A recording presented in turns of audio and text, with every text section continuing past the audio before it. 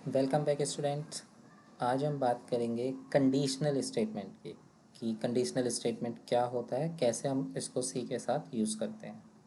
अभी तक हमने जो भी प्रोग्राम रन किए उन सभी प्रोग्राम को हमने लाइन बाय लाइन रन किया। पहले फर्स्ट लाइन रन हुई, फिर सेकंड लाइन, फिर थर्ड लाइन। किसी भी तरह का कोई डिसीजन हमने अपने प्रोग्राम में नहीं लिया था। अब हम क्या करेंगे, अब हम कंडीशनल स्टेटमेंट यूज़ करेंगे जिसमें क्या होगा, हम एक या एक से ज़्यादा स्टेटमेंट को कंट्रोल कर सकते हैं कि कब वो लाइन रन होगी। अब कंडीशनल स्टेटमेंट में इफ़ स्टेटमेंट होती है सी के अंदर। इफ़ स्टेटमेंट क्या है? The if statement is a powerful decision making statement. तो इफ़ एक पावरफुल डिसीजन मेकिंग स्टेटमेंट है एंड काम क्या है, and is use to control the flow of execution. ये एग्जीक्यूशन के फ्लो को कंट्रोल करेगी। मतलब किस तरह से वर्क करेगी?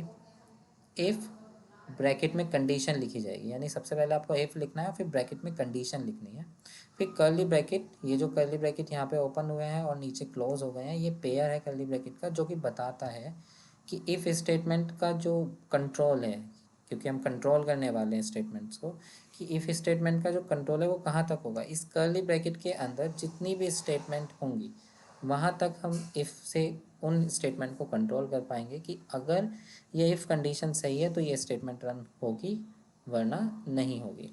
तो कुछ इस तरह का इसका फ्लो चार्ट होता है। सबसे पहले कंडीशन टेस्ट होगी। अगर ये कंडीशन सही है तो यहाँ पे कुछ स्टेटमेंट है वो रन हो जाएगी, और अगर ये कंडीशन फॉल्स है तो सीधा बाहर आ जाएंगे।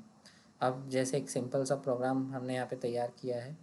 हमने यहाँ पे स्टूडेंट से मार्क्स लिए हैं। अब हम क्या चाहते हैं कि अगर स्टूडेंट के मार्क्स 33 के ग्रेटर हैं या फिर इक्वल है तो पास प्रिंट होना चाहिए, और अगर 33 से लेस है तो फेल प्रिंट होना चाहिए। तो जैसे हमने यहाँ पे मार्क्स लिए, अब यहाँ लिखा इफ़ मार्क्स अगर ग्रेटर इक्वल 33 के हैं, अगर मार्क्स ग्रेटर इक्वल 33 के हैं तो पास प्रिंट होगा। उसके बाद हमने फिर से एक और इफ़ स्टेटमेंट यूज़ किया और यहाँ पे लिखा इफ़ मार्क्स लेस देन 33 के हैं तो फिर फेल प्रिंट होगा। तो आइए इसको ट्राई करते हैं विजुअल स्टूडियो पे कि क्या आंसर आएगा। तो सबसे पहले मैंने यहाँ पे एक प्रोग्राम क्रिएट किया, सिंपल इफ़ डॉट सी। सबसे पहले एक हेडर फाइल क्रिएट कर लिए, सॉरी इंक्लूड कर लिए, स्टूडियो डॉट एच, फिर इंट मेन। अब सेम प्रोग्राम रिपीट करते हैं, जिसे हमने मार्क्स लेना है यूज़र से, तो एक मार्क्स नाम का वेरिएबल बनाया, और फिर अब मार्क्स लेना है। तो यहाँ पे मैंने स्टूडेंट को बोला, सॉरी यहाँ पे मैंने बोला एंटर मार्क्स, फिर मार्क्स को स्कैन कर लिया, scan F %d comma address of marks. तो यहाँ पे हमने यूज़र से मार्क्स ले लिए हैं। अब हम चेक करेंगे इफ़ मार्क्स, ब्रैकेट ओपन करेंगे पहले, फिर मार्क्स अगर ग्रेटर हैं या फिर इक्वल है 33 के, तो क्या होगा, print F result is pass print हो जाएगा। ठीक है, और अगर 33 के लेस ग्रेटर इक्वल हैं तो रिज़ल्ट इज़ पास प्रिंट होगा। फिर एक और कंडीशन लगाई, if marks less than equal 33 के हैं, अगर 33 के लेस हैं तो क्या होगा, प्रिंट एफ, तो प्रिंट होगा रिज़ल्ट इज़ फेल। तो इस तरीके से मैंने कंडीशन लगाई और रिज़ल्ट प्रिंट कर दिया। अब लास्ट में यूज़ किया रिटर्न 0। अब जब हम इस प्रोग्राम को रन करेंगे तो सबसे पहले ये पूछेगा एंटर मार्क्स, तो जैसे मैंने डाला 67। अब ये चेक करेगा क्या 67 ग्रेटर इक्वल है 33 के, है। तो यहाँ पे हमें आंसर में मिलेगा रिज़ल्ट इज़ पास। ये देखिए रिज़ल्ट इज़ पास।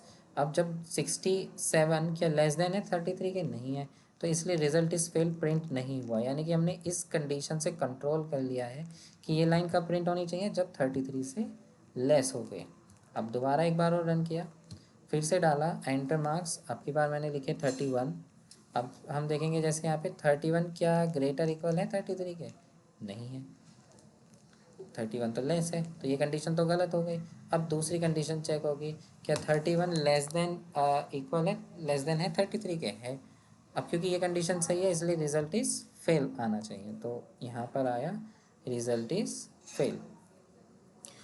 अब जैसा आपने देखा यहाँ पे हमने एक कंडीशन लगाई और फिर उसके अपोजिट एक और कंडीशन हमने यहाँ पे यूज़ की है। तो अगर आप चाहते हो कि ऐसे बार बार कंडीशन यूज़ ना करनी पड़े तो इफ़ के साथ हमारे पास एक और स्टेटमेंट आ जाती है जिसका नाम होता है एल्स स्टेटमेंट। एल्स का काम क्या होता है? The L's state can be use with if statement. सबसे पहली चीज़ कि एल्स को आप इफ़ के साथ ही यूज़ कर सकते हैं।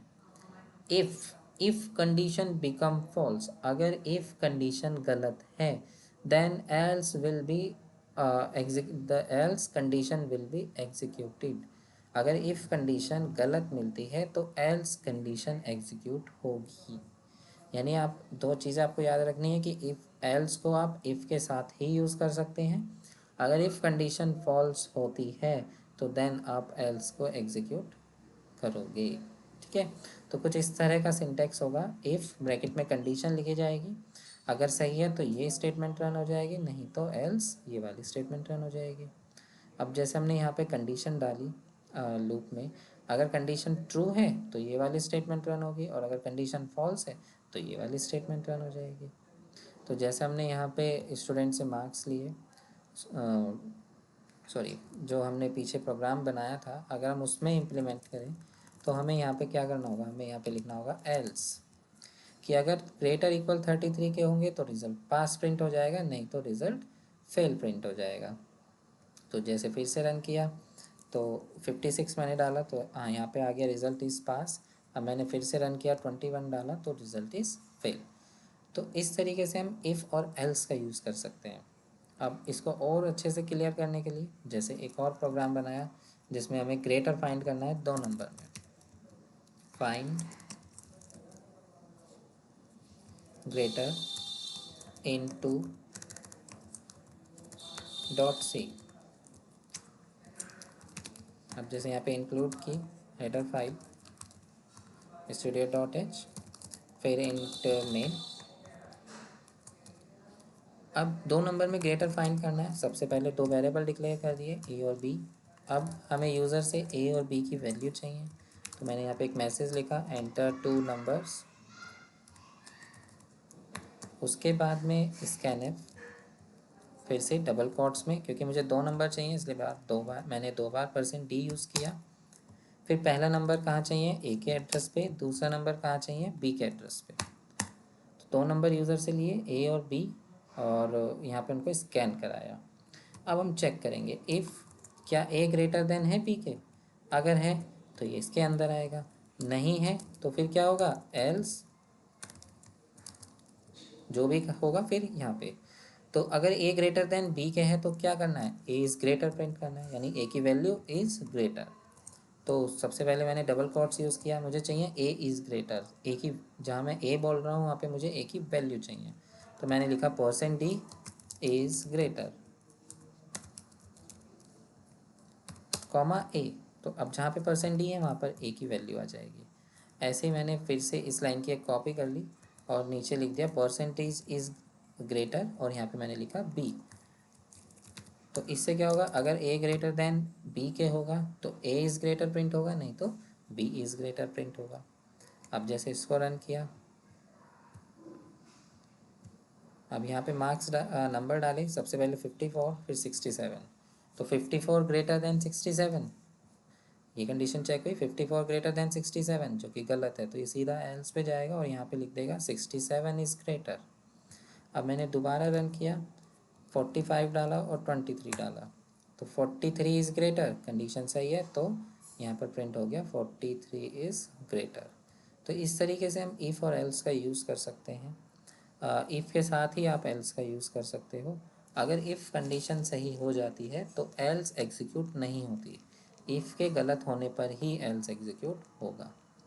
ऐसे ही एक और एग्जांपल देख लेते हैं। हमें इवन और ऑड फाइंड करना है तो मैंने इवन ऑड डॉट सी नाम का एक प्रोग्राम बनाया। सेम स्ट्रक्चर फिर से फॉलो करेंगे, stdio.h इंट मेन। फिर यहाँ पे मैंने एक वेरिएबल लिया ए। हम यूज़र से एक नंबर लेंगे, या ए नहीं लेते एन लेते हैं, एक नंबर लेंगे एन और चेक करेंगे वो इवन है या नहीं है। तो मैंने लिखा एंटर अ नंबर और यहाँ पे स्कैनफ कर लिया %d और यहाँ पे लिखा एड्रेस ऑफ n। अब हमें चेक करना है नंबर इवन है या ऑड। अब इवन नंबर को हम कैसे चेक करेंगे, नंबर को हम 2 से डिवाइड करेंगे, अगर वो पूरा पूरा डिवाइड हो जाता है तो नंबर इवन होगा, नहीं तो ऑड। अब जब हम डिवाइड करेंगे तो हम क्या चेक करेंगे, रिमाइंडर, कि रिमाइंडर 0 आता है या नहीं। तो जैसे मैंने यहाँ पे लिखा है इफ़ n, जो यूज़र ने नंबर डाला, रिमाइंडर के लिए यानी हम यूज़ करेंगे मॉडुलस का साइन, परसेंट का साइन, n मॉडुलस 2, यानी जब हम n को 2 से डिवाइड करेंगे अगर वो इक्वल आता है 0 के तो क्या होगा, printf %d, यानी n की वैल्यू यहाँ पे आएगी इज़ इवन, मैंने यहाँ पे लिख दिया n। नहीं तो एल्स, अगर ये गलत हुआ तो else printf %d is odd, और यहाँ पे मैंने फिर से लिखा n, तो यहाँ पे भी %d की जगह पे n आ जाएगा, और लास्ट में लिख दिया रिटर्न 0। अब जब हम इसको रन करेंगे,